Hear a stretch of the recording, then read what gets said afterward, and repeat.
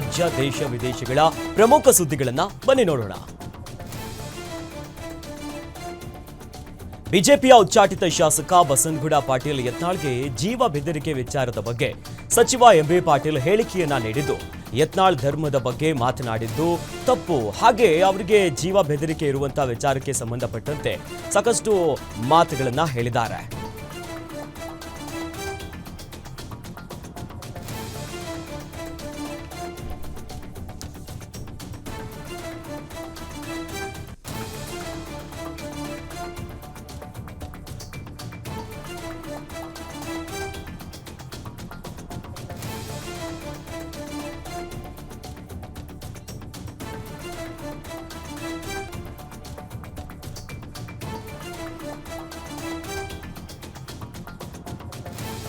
ತಾಂತ್ರಿಕ ದೋಷದಿಂದ thermal power station ಘಟಕ ಕೈಗೊಟ್ಟಿದೆ. ಬಳ್ಳಾರಿ ಜಿಲ್ಲೆಯ ಕಡುತಿನಿ ಬಳಿ ಇರೋ ಬಳ್ಳಾರಿಯ ಥರ್ಮಲ್ ಪವರ್ ಸ್ಟೇಷನ್ ನಿತ್ಯ ಬಿಟಿಪಿಎಸ್ನ 3 ಘಟಕಗಳಿಂದ ಒಟ್ಟು 1750 ಮೆಗಾವ್ಯಾಟ್ ವಿದ್ಯುತ್ ಉತ್ಪಾದನೆಯಾಗುತ್ತಿದ್ದು, ಇನ್ನು ಬಿಟಿಪಿಎಸ್ನ 3ನೇ ಘಟಕದಲ್ಲಿ ಬಾಯ್ಲರ್ ಟ್ಯೂಬ್ ಸೋರಿಕೆ ಸೇರಿದಂತೆ ಇತರ ತಾಂತ್ರಿಕ ಸಮಸ್ಯೆ ಹಿನ್ನೆಲೆಯಲ್ಲಿ ಕಾರ್ಯ ಸ್ಥಗಿತವಾಗಿದೆ. ಸದ್ಯ 1000 ಮೆಗಾವ್ಯಾಟ್ ಅಷ್ಟೇ ಉತ್ಪಾದನೆಯಾಗ್ತಾ ಇದ್ದು, ಬೇಡಿಕೆ ಪೂರೈಸಲಿಕ್ಕೆ ಆಗದೇ ಇರುವುದಕ್ಕೆ ವಿದ್ಯುತ್ ನಿಗಮ ಒತ್ತಡದಲ್ಲಿ ಮುಳುಗಿದೆ.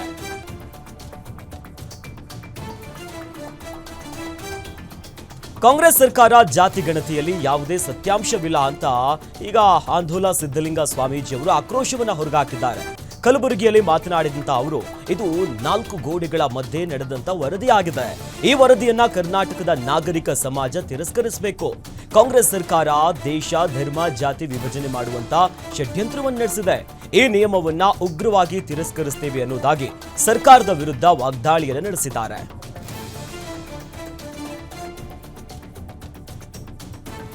ಜಾತಿ ಗಣತಿಯ ಬಗ್ಗೆ ಕಾಂಗ್ರೆಸ್ ನಾಯಕರಲ್ಲೇ ಗೊಂದಲ ಇದೆ ಅನ್ನೋದಾಗಿ ಕೇಂದ್ರ ಸಚಿವ ಪ್ರಹ್ಲಾದ್ ಜೋಶಿ ಹೇಳಿದ್ದಾರೆ. ಹುಬ್ಬಳ್ಳಿಯಲ್ಲಿ ಮಾತನಾಡಿದ ಅವರು, ಡಿಸಿಎಂ ಒಂದು ರೀತಿಯ ಹೇಳಿಕೆಯನ್ನ ನೀಡುತ್ತಾರೆ, ಉಳಿದ ಸಚಿವರು ಮತ್ತೊಂದು ಹೇಳಿಕೆಯನ್ನ ನೀಡುತ್ತಿದ್ದಾರೆ. ಮೊದಲು ವರದಿಯನ್ನ ವೈಜ್ಞಾನಿಕವಾಗಿ ಅಧ್ಯಯನ ಮಾಡಲಿ. ರಾಜ್ಯ ಸರ್ಕಾರಕ್ಕೆ ಸರ್ವೆ ಮಾಡುವಂತ ಅಧಿಕಾರ ಇದೆ, ಅದನ್ನ ಅಂತಿಮಗೊಳಿಸುವಂತ ಅಧಿಕಾರ ಕೇಂದ್ರಕ್ಕಿದೆ ಅನ್ನೋದಾಗಿ ಹೇಳಿದ್ದಾರೆ.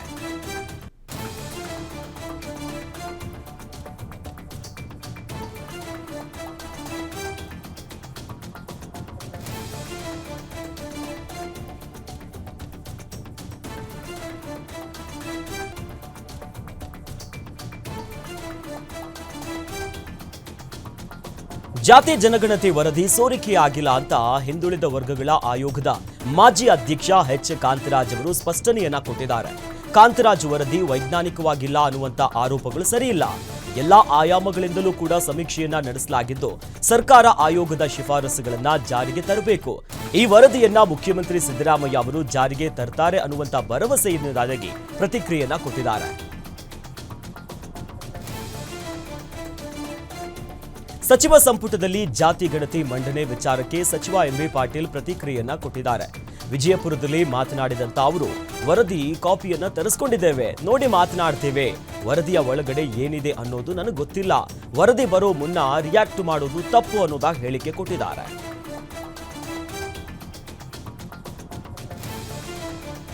ಜಾತಿ ಜನಗಣತಿ ರಿಪೋರ್ಟ್ ಬಗ್ಗೆ ನನಗೆ ಗೊತ್ತಿಲ್ಲ, ವರದಿ ನನ್ನ ಕೈಗೆ ಸಿಕ್ಕಿಲ್ಲ ಅನ್ನೋದಾಗಿ ಎಐಸಿಸಿಯ ಅಧ್ಯಕ್ಷ ಮಲ್ಲಿಕಾರ್ಜುನ ಖರ್ಗೆ ಅವರು ಹೇಳಿದ್ದಾರೆ.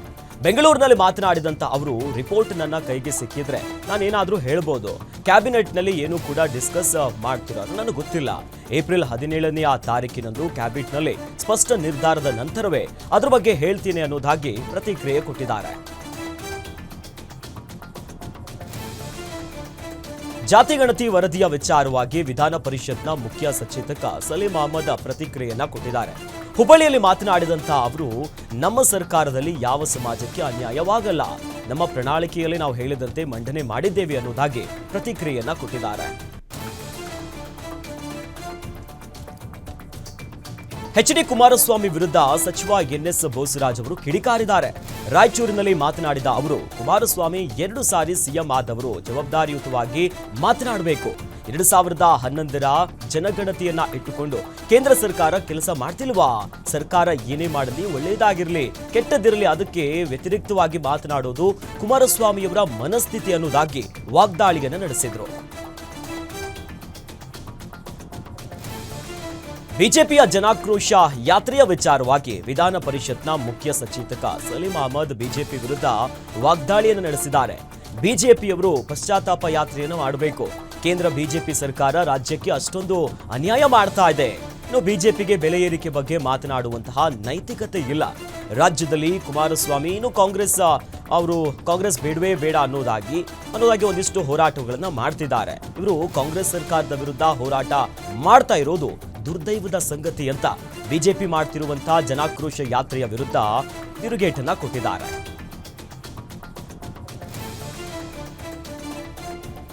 ಬಿಸಿಲಿನ ತಾಪಕ್ಕೆ ಜಲಮೂಲ ಬತ್ತಿ ಹೋಗ್ತಾ ಇದೆ. ಜಲಮೂಲ ಬತ್ತಿದ್ದಕ್ಕೆ ಯಾದಗಿರಿ ಜಿಲ್ಲೆಯ ರೈತರು ಹೈರಾಣಾಗಿದ್ದಾರೆ. ಯಾದಗಿರಿ ತಾಲೂಕಿನ ವರ್ಕನಹಳ್ಳಿ ಗ್ರಾಮದಲ್ಲಿ ನೀರಿಲ್ಲದೆ ಲಕ್ಷಾಂತರ ರೂಪಾಯಿ ಈಗ ಮೌಲ್ಯದ ಕಲ್ಲಂಗಡಿ ಬೆಳೆದಿರುವುದು ಹಾನಿಯಾಗ್ಬಿಟ್ಟಿದೆ. ಯಾದಗಿರಿ ಮೂಲದ ಭೀಮರಾಯ ಎನ್ನುವರಿಗೆ ಸೇರಿದಂತ ಕಲ್ಲಂಗಡಿ ಇದಾಗಿದ್ದು 2 ಎಕರೆ ಜಮೀನಲ್ಲಿ ಬೆಳೆದಿದ್ದಂತ ಕಲ್ಲಂಗಡಿ ಸಂಪೂರ್ಣವಾಗಿ ಹಾನಿಯಾಗಿ ಈಗ ಅನ್ನದಾತರು ಕಣ್ಣೀರಿಡುವಂತ ಪರಿಸ್ಥಿತಿ ಎದುರಾಗಿದೆ.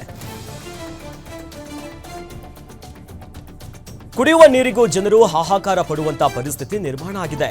ಬಾಗಲಕೋಟೆಯ ಬಾದಾಮಿ ತಾಲೂಕಿನ ಹೊಲಗೇರಿ ಗ್ರಾಮದಲ್ಲಿ ನೀರಿನ ಸಮಸ್ಯೆ ಜೊತೆಯಲ್ಲಿ ಊರಲ್ಲಿ ಜೆಜಿಎಂ ನಲ್ಲಿಗೆ ಓವರ್ ಹೆಡ್ ಟ್ಯಾಂಕರ್ ನೀರು ಬಾರದೆ ಸಾರ್ವಜನಿಕ ನಲ್ಲಿ ನೀರು ಹಿಡಿಯುವುದಕ್ಕೆ ಜನರು ಮುಂದಾಗಿದ್ರು. ಇನ್ನು ನಲ್ಲಿ ನೀರಿಗಾಗಿ ಕಿಲೋಮೀಟರ್ ಗಟ್ಟಲೆ ಬಿಂದಿಗೆಯನ್ನ ಹಿಡಿದು ಬರೋ ಪರಿಸ್ಥಿತಿ ಎದುರಾಗಿದೆ. ಗ್ರಾಮದಲ್ಲಿ ನಿರ್ಮಾಣವಾಗಿರುವಂತಹ ಈ ಓವರ್ ಹೆಡ್ ಟ್ಯಾಂಕರ್ಗೆ ನೀರು ತುಂಬಿ ಜೆಜೆಎಂ ನಲ್ಲಿ ಆರಂಭಿಸದೆ ಅಧಿಕಾರಿಗಳ ನಿರ್ಲಕ್ಷ್ಯ ವಹಿಸಿದ್ದಾರೆ. ಅಧಿಕಾರಿಗಳ ನಡೆಯ ವಿರುದ್ಧ ಸ್ಥಳೀಯರು ಈಗ ಆಕ್ರೋಶವನ್ನ ಹೊರಗಾಕ್ತಿದ್ದಾರೆ.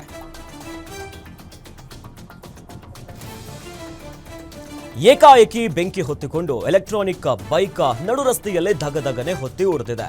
ಚಿತ್ರದುರ್ಗ ಜಿಲ್ಲೆಯ ಹಿರಿಯೂರು ತಾಲೂಕಿನ ಸೊಂಡಕೆರೆ ಗ್ರಾಮದಲ್ಲಿ ಘಟನೆ ನಡೆದಿದೆ. ಕೆಂಚಪ್ಪ ಎನ್ನುವವರಿಗೆ ಸೇರಿರುವಂತಹ ಬೈಕ್ ಇದು ಸುಟ್ಟು ಕರಕಲಾಗ್ಬಿಟ್ಟಿದೆ. ಮನೆಯ ಬಳಿ ಬೈಕ್ ಅನ್ನ ಚಾರ್ಜ್ ಮಾಡುವಂತ ಹೊತ್ತಿನಲ್ಲಿ ಏಕಾಏಕಿ ಹೊತ್ತುಕೊಂಡು ಉರಿದಿದೆ. ಬೆಂಕಿ ನಿಂದಿಸಲು ಸ್ಥಳದಲ್ಲಿದ್ದಂತಹ ಸಾರ್ವಜನಿಕರು ಹರಸಾಹಸವನ್ನ ಪಟ್ಟಿದ್ದಾರೆ. ಐಮಂಗಲ ಪೊಲೀಸ್ ಠಾಣಾ ವ್ಯಾಪ್ತಿಯಲ್ಲಿ ಈ ಘಟನೆ ನಡೆದಿದೆ.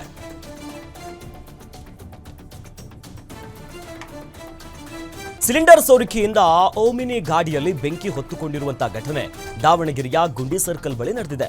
ಓಮಿನಿ ಗಾಡಿಯಲ್ಲಿ ಬೆಣ್ಣೆ ಪಡ್ಡು ಮಾರಾಟ ಮಾಡ್ತಿದ್ದಾಗ ಈ ಬೆಂಕಿ ಕಾಣಿಸ್ಕೊಂಡ್ಬಿಟ್ಟಿದೆ. ಜನರು ಓಡಿ ಹೋಗಿದ್ದಾರೆ. ಸ್ಥಳದಲ್ಲಿ ಒಂದಿಷ್ಟು ದಗದಗನೆ ಬೆಂಕಿ ಹೊತ್ತಿ ಉರಿದಿದೆ. ಸದ್ಯ ಈ ದೃಶ್ಯವನ್ನ ಮೊಬೈಲ್ನಲ್ಲಿ ಸೆರೆ ಹಿಡಿಯಲಾಗಿದೆ. ಅದೃಷ್ಟವಶಾತ್ ಯಾವುದೇ ಪ್ರಾಣಹಾನಿ ಸಂಭವಿಸಿಲ್ಲ. ಬಡಾವಣೆಯ ಪೊಲೀಸ್ ಠಾಣಾ ವ್ಯಾಪ್ತಿಯಲ್ಲಿ ಈ ಘಟನೆ ನಡೆದಿದೆ. ಆಕಸ್ಮಿಕ ಅಗ್ನಿ ಅವಘಡದಿಂದ 4 ಅಂಗಡಿಗಳು ಸುಟ್ಟು ಕರಕಲಾಗಿರುವಂತಹ ಘಟನೆ ಕಲಬುರಗಿಯ ರಾಮ ಮಂದಿರ ಸರ್ಕಲ್ ಬಳಿ ನಡೆದಿದೆ. ಎಲೆಕ್ಟ್ರಿಕಲ್ ಶಾಪ್, ಗಾಣದ ಎಣ್ಣೆ ತಯಾರಿಕಾ ಘಟಕ, ಹಾರ್ಡ್ವೇರ್ ಶಾಪ್, ಇನ್ನು ಒಂದು ಸ್ಟೀಲ್ ಸ್ಟಾಲ್ಗೆ ಬೆಂಕಿ ಹೊತ್ತುಕೊಂಡಿದೆ. ಅವಘಡದಲ್ಲಿ ಲಕ್ಷಾಂತರ ರೂಪಾಯಿ ಮೌಲ್ಯದ ವಸ್ತುಗಳು ಬೆಂಕಿಗೆ ಆಹುತಿಯಾಗಿದೆ. ಸ್ಥಳಕ್ಕೆ ಅಗ್ನಿಶಾಮಕ ದಳದಿಂದ ಸತತ 3 ಗಂಟೆಗಳ ಕಾಲ ಕಾರ್ಯಾಚರಣೆಯನ್ನು ನಡೆಸಿ ಈ ಬೆಂಕಿಯನ್ನ ನಿಂದಿಸುವಲ್ಲಿ ಯಶಸ್ವಿಯಾಗಿದ್ದಾರೆ.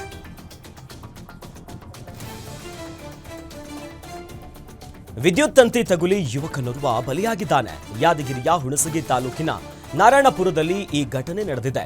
21 ವರ್ಷದ ಸಾಬಣ್ಣ ಕೊರವರ ಎನ್ನುವಂತ ವ್ಯಕ್ತಿ ಮೃತ ದುರ್ದೈವಿಯಾಗಿದ್ದಾನೆ. ನಾರಾಯಣಪುರದ ಚೆಕ್ಪೋಸ್ಟ್ ಹಳ್ಳದ ಬಳಿ ಹುಲ್ಲು ಕೊಯ್ಯುವುದಕ್ಕೆ ಹೋದಂತ ಸಂದರ್ಭದಲ್ಲಿ ಆಕಸ್ಮಿಕವಾಗಿ ತಂತಿ ತಗುಲಿ ಘಟನೆ ಸಂಭವಿಸಿದೆ.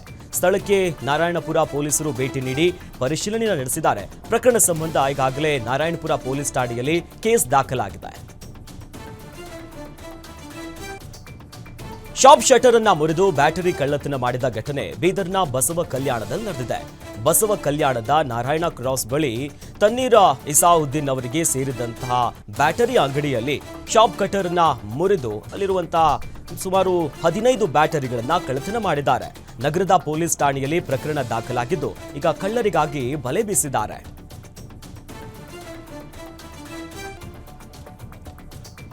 ಮಕ್ಕಳು ಆಗಿಲ್ಲ ಅಂತ ಗಂಡನ ಮನೆಯವರು ಗೃಹಿಣಿಗೆ ಕಿರುಕುಳ ನೀಡಿದ್ದಾರೆ. ಇದು ರಾಯಚೂರು ಜಿಲ್ಲೆಯ ಲಿಂಗಸಗೂರು ಪಟ್ಟಣದಲ್ಲಿ ನಡೆದಿರುವಂತಹ ಘಟನೆ. ದಿನನಿತ್ಯ ಮಾನಸಿಕವಾಗಿ ಮನದೊಂದು ಗೃಹಿಣಿ ಅನಾರೋಗ್ಯಕ್ಕೆ ತುತ್ತಾಗಿ ಸಾವನ್ನಪ್ಪಿದ್ದಾಳೆ. 22 ವರ್ಷದ ಶಾಂತಲಾ ಮೃತ ದುರ್ದೈವಿ. 2023ರಲ್ಲಿ ಸುನಿಲ್ ಮತ್ತು ಶಾಂತಲಾ ಮದುವೆಯಾಗಿದ್ರು. ಮದುವೆಯಾಗಿ 1 ವರ್ಷ ಆದರೂ ಕೂಡ ಶಾಂತಲಾಗೆ ಮಕ್ಕಳು ಆಗಲಿಲ್ಲ ಅಂತ ಪತಿ ಸುನಿಲ್ ಕುಟುಂಬಸ್ಥರಿಂದ ನಿತ್ಯ ಮಾನಸಿಕ ಹಿಂಸೆಯನ್ನ ಅನುಭವಿಸಿ ಚಿಕಿತ್ಸೆ ಫಲಕಾರಿಯಾಗದೆ ಸಾವನ್ನಪ್ಪಿದ್ದಾರೆ ಅಂತ ಕುಟುಂಬಸ್ಥರು ಆರೋಪಿಸಿದ್ದಾರೆ. ಶಾಂತಲಾ ತಂದೆ ದಶರಥ್ 7 ಜನರ ವಿರುದ್ಧ ಲಿಂಗಸಗೂರು ಠಾಣೆಯಲ್ಲಿ ಎಫ್ಐಆರ್ ಅನ್ನ ದಾಖಲು ಮಾಡಿದ್ದಾರೆ. ನಾಗರಹಾವು ಕಚ್ಚಿ ಬಾಲಕಿ ಸಾವನ್ನಪ್ಪಿರುವಂತಹ ಘಟನೆ ಬಳ್ಳಾರಿಯ ಹೊಸಮೇಕು ಗ್ರಾಮದಲ್ಲಿ ನಡೆದಿದೆ. ಸರ್ಕಾರಿ ಶಾಲೆಯಲ್ಲಿ 10ನೇ ತರಗತಿಯಲ್ಲಿ ವಿದ್ಯಾಭ್ಯಾಸ ಮಾಡುತ್ತಿದ್ದ ಮೃತ ಶ್ರಾವಣಿ ರಾತ್ರಿ ಮಲಗಿರುವಂತಹ ಹೊತ್ತಿನಲ್ಲಿ ಬಾಲಕಿಗೆ ನಾಗರ ಹಾವು ಕಚ್ಚಿದೆ. ಕೈ ಮತ್ತು ಕಾಲಿಗೆ 3 ಬಾರಿ ಹಾವು ಕಚ್ಚಿದ್ರು ಕೂಡ ಎಚ್ಚರವಾಗದೆ ಮಲಗಿದ್ಲು. ಇನ್ನು ಈ ಹೊತ್ತಿನ ಬೆಳಿಗ್ಗೆ ವೇಳೆ ಬಾಲಕಿ ಶ್ರಾವಣಿ ಸಾವನ್ನಪ್ಪಿರುವುದು ತಿಳಿದು ಬಂದಿದೆ. ಇನ್ನು ಸ್ಥಳದಲ್ಲಿ ಪೋಷಕರ ಆಕ್ರಂದನ ಮುಗಿಲು ಮುಟ್ಟಿದೆ. ಬಾಗಲಕೋಟೆಯ ಜಿಲ್ಲೆಯ ಮಣ್ಣೇರಿ ಗ್ರಾಮದಲ್ಲಿ ನಡೆದಿರುವಂತಹ ಘಟನೆ ಇದು. 25 ವರ್ಷದ ಯೋಧ ಮಹಂತೇಶ್, 15 ವರ್ಷದ ಶೇಖಪ್ಪ ಮೃತ ದುರ್ದೈವಿಗಳು. ಶೇಖಪ್ಪ ಈಜು ಬಾರದೆ ಮುಳುಗಿ ಈತ ಸಾವನ್ನಪ್ಪಿದ್ದಾನೆ. ಇನ್ನು ಒದ್ದಾಡಿ ಗಟ್ಟಿಯಾಗಿ ಹಿಡಿದುಕೊಂಡು ಕಾರಣ ದಡ ಸೇರದೆ ಇಬ್ಬರು ಕೂಡ ಸಾವನ್ನಪ್ಪಿರುವಂತಹ ಘಟನೆಯಾಗಿದೆ. ಅಗ್ನಿಶಾಮಕ ದಳ ಮತ್ತು ಪೊಲೀಸರಿಂದ ಶವಗಳಿಗಾಗಿ ಶೋಧ ಕಾರ್ಯ ಈಗ ಮುಂದುವರೆದಿದೆ.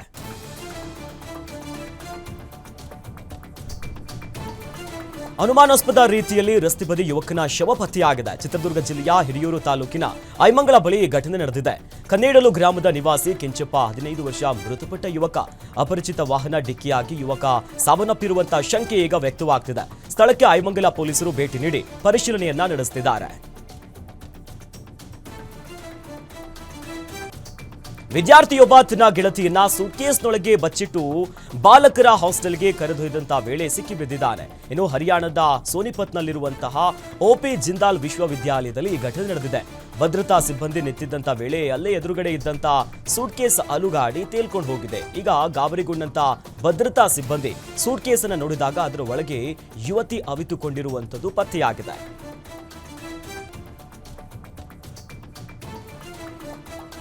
ರೈಲ್ವೆ ಟ್ರ್ಯಾಕ್ ಮೇಲೆ ಪ್ರೀ ವೆಡ್ಡಿಂಗ್ ಶೂಟ್ ನಡೆಸಿದ್ದಾರೆ. ಚಿತ್ರದುರ್ಗದ ಮದಕರಿಪುರ ಅಂಡರ್ ಪಾಸ್ ಬಳಿ ಈ ಘಟನೆ ನಡೆದಿದೆ. ಯಾವುದೇ ಅನುಮತಿಯನ್ನ ಪಡೆಯದೆ ಪ್ರೀ ವೆಡ್ಡಿಂಗ್ ಶೂಟ್ ಅನ್ನು ನಡೆಸಿದ್ದಾರೆ. ಈ ವೇಳೆ 5 ಮಂದಿ ಟ್ರ್ಯಾಕ್ ಮೇಲೆ ಇರುವಾಗಲೇ ಏಕಾಏಕಿ ಪ್ಯಾಸೆಂಜರ್ ರೈಲು ಬಂದಿದ್ದು ಕ್ಷಣಾರ್ಧದಲ್ಲಿ 5 ಪ್ರಾಣ ಅಪಾಯದಿಂದ ಪಾರಾಗಿದ್ದಾರೆ. ಸ್ಥಳಕ್ಕೆ ಗ್ರಾಮಾಂತರ ಠಾಣೆ ಪೊಲೀಸರು ಬಂದು ಮದುವೆ ಜೋಡಿಗೆ ಬುದ್ಧಿ ಮಾತನ್ನ ಹೇಳಿದ್ದಾರೆ.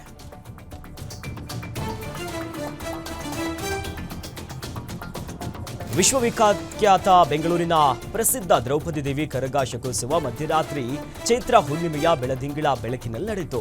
ಲಕ್ಷಾಂತರ ಭಕ್ತರು ಕರಗ ಮೆರವಣಿಗೆಯ ದರ್ಶನವನ್ನ ಪಡೆದರು. ಅರ್ಚಕ ಜ್ಞಾನೇಂದ್ರ 15ನೇ ಬಾರಿಗೆ ಕರಗವನ್ನ ಹೊತ್ತರು. ಅವರು ಅರಿಶಿನ ಬಣ್ಣದ ಸೀರೆ ಬಳೆಯನ್ನ ತೊಟ್ಟು ಕಬ್ಬನ್ ಪಾರ್ಕ್ನ ಕರಗದ ಕುಂಟೆಯಲ್ಲಿ ದ್ರೌಪದಿ ದೇವಿಗೆ ಪೂಜೆಯನ್ನ ಸಲ್ಲಿಸಿದ್ರು. ಅಲ್ಲಿಂದ ಹಸಿ ಕರಗವನ್ನ ಮಂಟಪಕ್ಕೆ ಹೊತ್ತು ತಂದು ಧಾರ್ಮಿಕ ಕಾರ್ಯವನ್ನ ನೆರವೇರಿಸಿದ್ರು. ಹೊರ ರಾಜ್ಯದಿಂದಲೂ ಕೂಡ ಬಂದಿರುವಂತಹ ಭಕ್ತರು ಕರಗ ಮಹೋತ್ಸವವನ್ನ ಕಣ್ತುಂಬಿಕೊಂಡ್ರು.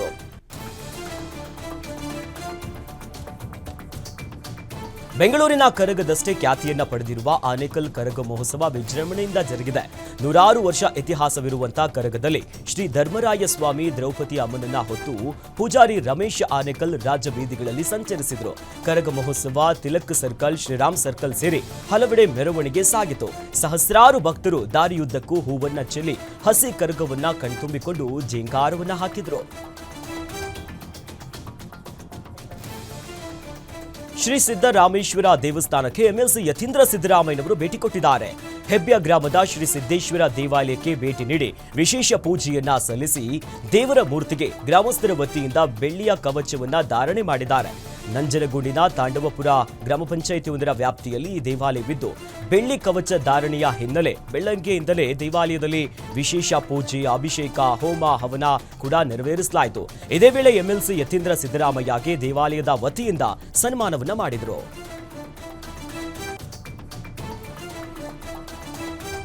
ಘಾಟಿ ಸುಬ್ರಹ್ಮಣ್ಯ ದೇವಾಲಯಕ್ಕೆ ಡಿಸಿಎಂ ಡಿಕೆ ಶಿವಕುಮಾರ್ ಅವರ ಮಡದಿಯೊಂದಿಗೆ ಭೇಟಿಯನ್ನ ನೀಡಿ ವಿಶೇಷ ಪೂಜೆಯನ್ನ ಸಲ್ಲಿಸಿದ್ದಾರೆ. ಡಿಕೆ ಶಿವಕುಮಾರ್ಗೆ ಸಚಿವ ಎಚ್ಕೆ ಮುನಿಯಪ್ಪ, ವೆಂಕಟರಾಮಯ್ಯ ಸೇರಿ ನ್ಯಾಯವಾದಿ ದೀಪು ಮತ್ತಿತರರು ಸಾಥ್ ನೀಡಿದ್ರು. ಬಳಿಕ ದೇವಾಲಯದಲ್ಲಿ ಡಿಕೆ ದಂಪತಿಗೆ ಅದ್ದೂರಿಯಾಗಿ ಸ್ವಾಗತವನ್ನ ಕೋರಿ ದೇಗುಲದ ಆಡಳಿತ ಮಂಡಳಿ ವಿಶೇಷ ಪೂಜೆಗೆ ಅವಕಾಶವನ್ನ ಕಲ್ಪಿಸಿದ್ರು. ಡಿಸಿಎಂ ಡಿಕೆ ಶಿವಕುಮಾರ್ ಅವರ ಪತ್ನಿ ಸಮೇತ ಘಾಟಿ ಸುಬ್ರಹ್ಮಣ್ಯ ದೇವಸ್ಥಾನದ ದರ್ಶನ ಪಡೆದಿದ್ದಾರೆ. ದೇವರ ದರ್ಶನದ ಬಳಿಕ ಮಾತನಾಡಿದಂತ ಅವರು, ನನ್ನ ಪ್ರಾರ್ಥನೆಗೆ ಫಲ ಸಿಕ್ಕಿದೆ, ಹಾಗಾಗಿ ಘಾಟಿ ದೇವರ ದರ್ಶನಕ್ಕೆ ಆಗಮಿಸಿದ್ದೇನೆ. ಘಾಟಿ ದೇವಾಲಯದ ಅಭಿವೃದ್ಧಿ ಪ್ರಾಧಿಕಾರ ಸಹ ಮಾಡಿದ್ದೇನೆ. ನಾನು ಸಹ 30 ವರ್ಷದ ಹಿಂದೆ ಇಲ್ಲಿ ಸರ್ಪ ಸಂಸ್ಕಾರವನ್ನ ಮಾಡಿದ್ದೇನೆ. ದೇವಾಲಯದ ಅಭಿವೃದ್ಧಿಯನ್ನ ಕೆಎಚ್ ಮುನಿಯಪ್ಪ ಮುಂದಾಳತ್ವದಲ್ಲಿ ಮಾಡಲಿದ್ದೇವೆ ಅನ್ನೋದಾಗಿ ಪ್ರತಿಕ್ರಿಯೆ ಕೊಟ್ಟಿದ್ದಾರೆ. ಇನ್ನು ಈ ವರ್ಷದಿಂದ ದಸರಾ ಕ್ರೀಡಾಕೂಟದಲ್ಲಿ ಕಂಬಳವನ್ನ ಸೇರಿಸಲಾಗುವುದು ಅಂತ ಡಿಕೆ ಶಿವಕುಮಾರ್ ಅವರು ಘೋಷಣೆಯನ್ನ ಮಾಡಿದ್ದಾರೆ. ಮಂಗಳೂರಿನಲ್ಲಿ ಮಾತನಾಡಿದ ಅವರು ಕಂಬಳವನ್ನ ಅಂತಾರಾಷ್ಟ್ರೀಯ ಮಟ್ಟಕ್ಕೆ ಕೊಂಡೊಯ್ಯಲು ಸಹಕಾರ ನೀಡಲಾಗುತ್ತೆ. ಕಂಬಳ ಕ್ರೀಡೆಗೆ ಶಾಶ್ವತ ಪ್ರೋತ್ಸಾಹವನ್ನ ಕೊಡುವುದಕ್ಕೆ ಸರ್ಕಾರ ಈಗ ನಿರ್ಧಾರವನ್ನ ಮಾಡಿದೆ. ಕಂಬಳ ಕೋಣಗಳನ್ನ ಸಾಕಿ ಅದರೊಂದಿಗೆ ತೋರಿಸುವಂತ ಪ್ರೀತಿ ಅನನ್ಯವಾಗಿದೆ. ಇನ್ನು ಜನಪದ ಸಂಸ್ಕೃತಿಯನ್ನ ಉಳಿಸಲು ಸರ್ಕಾರ ಸದಾ ನೆರವನ್ನ ಕೊಡುತ್ತೆ ಅನ್ನೋದಾಗಿ ತಿಳಿಸಿದರು. ಮಸ್ಕಿಯಲ್ಲಿ ಅದ್ದೂರಿಯಾಗಿ ಜರುಗಿದ ಮೌನೇಶ್ವರ ಜಾತ್ರೆ. ಇನ್ನು ರಾಯಚೂರು ಜಿಲ್ಲೆಯ ಮಸ್ಕಿಯ ಅಹೋರಾತ್ರಿ ವಿಶೇಷ ಪೂಜೆಯ ಮೂಲಕ ಭಜನೆ ಕಾರ್ಯಕ್ರಮ ನಡೆದಿದೆ. ಪಟ್ಟಣದ ಪ್ರಮುಖ ವೃತ್ತಗಳಲ್ಲಿ ಮೌನೇಶ್ವರ ಮತ್ತು ವೀರಭದ್ರೇಶ್ವರ ಜೋಡು ಪಲ್ಲಕ್ಕಿ ಮೆರವಣಿಗೆ ಸೇರಿ ಎಲ್ಲವೂ ಕೂಡ ನಡೆಯಿತು. ಜೊತೆಯಲ್ಲಿ ಜಾತ್ರೆ ನಿಮಿತ್ತ ಅಕ್ಕಪಕ್ಕದ ಗ್ರಾಮದ ಸಹಸ್ರಾರು ಭಕ್ತರು ಜಾತ್ರೆಯಲ್ಲಿ ಪಾಲ್ಗೊಂಡಿದ್ರು.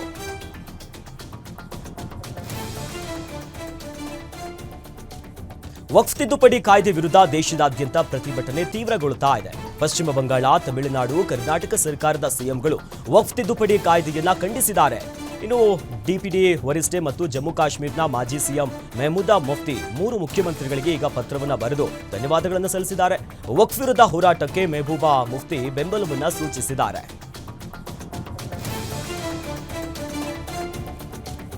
ಇನ್ನು ಉಕ್ರೇನ್ ರಾಜಧಾನಿ ಕೈವ್ನಲ್ಲಿರುವಂತಹ ಭಾರತೀಯ ಔಷಧ ಕಂಪನಿಯ ಗೋಡೌನ್ ಮೇಲೆ ರಷ್ಯಾ ಕ್ಷಿಪಣಿ ದಾಳಿ ಮಾಡಿದೆ. ದಾಳಿಯ ಬಗ್ಗೆ ಪ್ರತಿಕ್ರಿಯಿಸಿರುವಂತಹ ಭಾರತದಲ್ಲಿರುವ ಉಕ್ರೇನ್ ರಾಯಭಾರ ಕಚೇರಿ ನಮ್ಮ ದೇಶದಲ್ಲಿರುವಂತಹ ಭಾರತೀಯ ಕಂಪನಿಗಳನ್ನ ರಷ್ಯಾ ಟಾರ್ಗೆಟ್ ಮಾಡಿದೆ ಅಂತ ಆರೋಪವೊಂದನ್ನು ಮಾಡಿದ್ದಾರೆ. ಈ ಬಗ್ಗೆ ಎಕ್ಸ್ನಲ್ಲಿ ಪೋಸ್ಟ್ ಮಾಡಿರುವಂತಹ ಉಕ್ರೇನ್ ರಾಯಭಾರ ಕಚೇರಿ ಭಾರತೀಯ ಔಷಧ ಕಂಪನಿ ಈ ಕುಸುಮ್ನ ಗೋದಾಮಿನ ಮೇಲೆ ರಷ್ಯಾ ದಾಳಿ ಮಾಡಿದೆ. ಭಾರತದೊಂದಿಗೆ ರಷ್ಯಾ ವಿಶೇಷವಾಗಿರುವಂತಹ ಸ್ನೇಹ ಇದೆ ಅನ್ನೋದಾಗಿ ಹೇಳ್ಕೊಳ್ತಾ ಇದೆ. ಆದರೆ ಭಾರತೀಯ ಕಂಪನಿಗಳನ್ನ ಗುರಿಯಾಗಿಸಿಕೊಂಡಿದೆ. ಮಕ್ಕಳು ಮತ್ತು ವೃದ್ಧರಿಗೆ ಮೀಸಲಾದಂತಹ ಔಷಧಿಗಳನ್ನ ನಾಶಪಡಿಸಿದೆ ಅನ್ನೋದಾಗಿ ಆಕ್ರೋಶವನ್ನ ಹೊರಹಾಕಿದ್ದಾರೆ. ಪಶ್ಚಿಮ ಬಂಗಾಳದ ಮುರ್ಷಿದಾಬಾದ್ ಜಿಲ್ಲೆಯಲ್ಲಿ ವಕ್ಫ್ ತಿದ್ದುಪಡಿ ಕಾಯ್ದೆಯ ವಿರುದ್ಧ ನಡೆದ ಹಿಂಸಾತ್ಮಕ ಪ್ರತಿಭಟನೆಗಳಿಗೆ ಸಂಬಂಧಪಟ್ಟಂತೆ ಮತ್ತೆ 12 ಮಂದಿಯನ್ನ ಬಂಧಿಸಲಾಗಿದೆ ಅನ್ನೋದಾಗಿ ಪೊಲೀಸರು ಈಗ ತಿಳಿಸಿದ್ದಾರೆ. ಇದರೊಂದಿಗೆ ಒಟ್ಟು ಬಂಧಿತರ ಸಂಖ್ಯೆ 150ಕ್ಕೆ ಏರಿಕೆಯಾಗಿದೆ.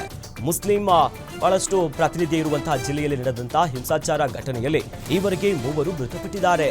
ಘಟನಾ ಪ್ರದೇಶದಲ್ಲಿ ಬಿಗಿ ಭದ್ರತೆಯನ್ನ ಏರ್ಪಡಿಸಲಾಗಿದೆ. ಹೊಸದಾಗಿ ಹಿಂಸಾಚಾರದ ಘಟನೆ ವರದಿಯಾಗಿಲ್ಲ ಅಂತ ಪೊಲೀಸರು ತಿಳಿಸಿದ್ದಾರೆ. ಇನ್ನು ಚೈನಾ ಸೇರಿ ಹಲವು ರಾಷ್ಟ್ರಗಳಿಂದ ಆಮದಾಗುವಂತಹ ಉತ್ಪನ್ನಗಳ ಮೇಲೆ ಭಾರಿ ಪ್ರಮಾಣದ ತೆರಿಗೆ ಹೇರಿದ್ದ ಡೊನಾಲ್ಡ್ ಟ್ರಂಪ್ ಆಡಳಿತ ನಿನ್ನೆ ಅಲ್ಪ ವಿನಾಯಿತಿಯನ್ನ ಕೊಟ್ಟಿದೆ. ಸ್ಮಾರ್ಟ್ಫೋನ್, ಕಂಪ್ಯೂಟರ್, ಸೆಮಿಕಂಡಕ್ಟರ್ ಹಾಗೂ ಈ ಮಾದರಿಯ ಉತ್ಪನ್ನಗಳಿಗೆ ಸುಂಕ ವಿನಾಯಿತಿ ನೀಡುವುದಾಗಿ ಘೋಷಣೆಯನ್ನ ಮಾಡಿದೆ. ಟ್ರಂಪ್ ಈ ನಿಲುವಿನಿಂದ ಆಪಲ್ ಹಾಗೂ ಡೆಲ್ನಂತಹ ತಂತ್ರಜ್ಞಾನ ಕಂಪನಿಗಳಿಗೆ ಲಾಭವಾಗಲಿದೆ. ಐಫೋನ್ ಹಾಗೂ ಇನ್ನಿತರ ಎಲೆಕ್ಟ್ರಾನಿಕ್ಸ್ ಉತ್ಪನ್ನಗಳ ದರದ ಮೇಲೆ ಹೆಚ್ಚಿನ ಪರಿಣಾಮ ಬೀರಲ್ಲ. ಮಧ್ಯ ಮ್ಯಾನ್ಮಾರ್ನ ಪುಟ್ಟ ನಗರವಾದ ಮೈಕಿಲಾ ಸಮೀಪದಲ್ಲಿ ಇಂದು ಬೆಳಿಗ್ಗೆ ರಿಕ್ಟರ್ ಮಾಪಕದಲ್ಲಿ 5.5 ತೀವ್ರತೆಯ ಭೂಕಂಪನ ಸಂಭವಿಸಿದೆ ಅಂತ ಅಮೆರಿಕದ ಭೂವೈಜ್ಞಾನಿಕ ಸಮೀಕ್ಷೆ ತಿಳಿದಿದೆ. ಮಾರ್ಚ್ 28ರಂದು ಮ್ಯಾನ್ಮಾರ್ನಲ್ಲಿ ಸಂಭವಿಸಿದ 7.7 ತೀವ್ರತೆಯ ಭೂಕಂಪದಲ್ಲಿ ಅಪಾರ ಪ್ರಮಾಣದ ನಾಶ ನಷ್ಟಗಳು ಉಂಟಾಗಿತ್ತು. ಇನ್ನು ಪರಿಹಾರ ಕಾರ್ಯಾಚರಣೆ ಪ್ರಗತಿಯಲ್ಲಿರುವಂತೆಯೇ ಮತ್ತೆ ಭೂಮಿ ಕಂಪಿಸಿಬಿಟ್ಟಿದೆ. ಆದರೆ ಯಾವುದೇ ಸಾವು ನೋವಿನ ಬಗ್ಗೆ ವರದಿಯಾಗಿಲ್ಲ.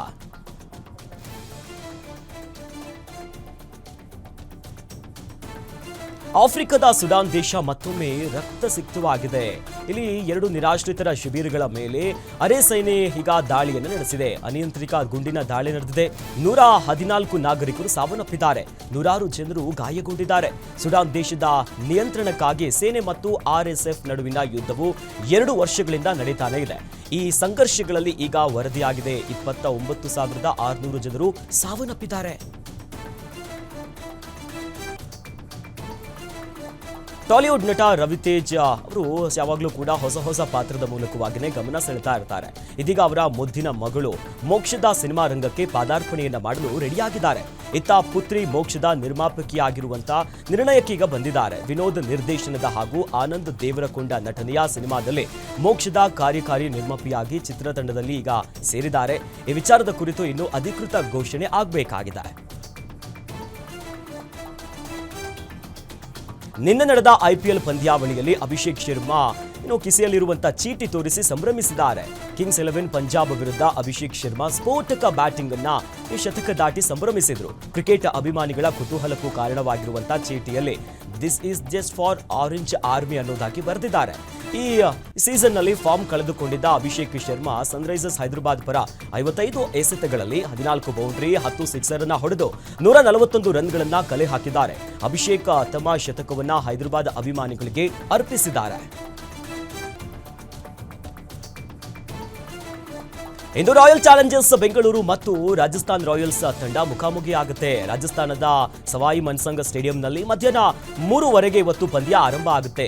ಕಳೆದ 2 ಮ್ಯಾಚ್ಗಳಲ್ಲೂ ಕೂಡ ಈಗಾಗಲೇ ಸೋತಿರುವಂತಹ ತಂಡಗಳಿಗೆ ಈಗ ಗೆಲುವಿನ ಹಳಿಗೆ ಬರುವಂತ ಪ್ರಯತ್ನವನ್ನ ಮಾಡ್ತಿದ್ದಾರೆ. 2 ಬಲಿಷ್ಠ ಟೀಮ್ಗಳ ಕಾದಾಟ ನೋಡಲು ಅಭಿಮಾನಿಗಳು ಬಹಳಷ್ಟು ಕಾತುರದಿಂದ ಕಾಯ್ತಿದ್ದಾರೆ.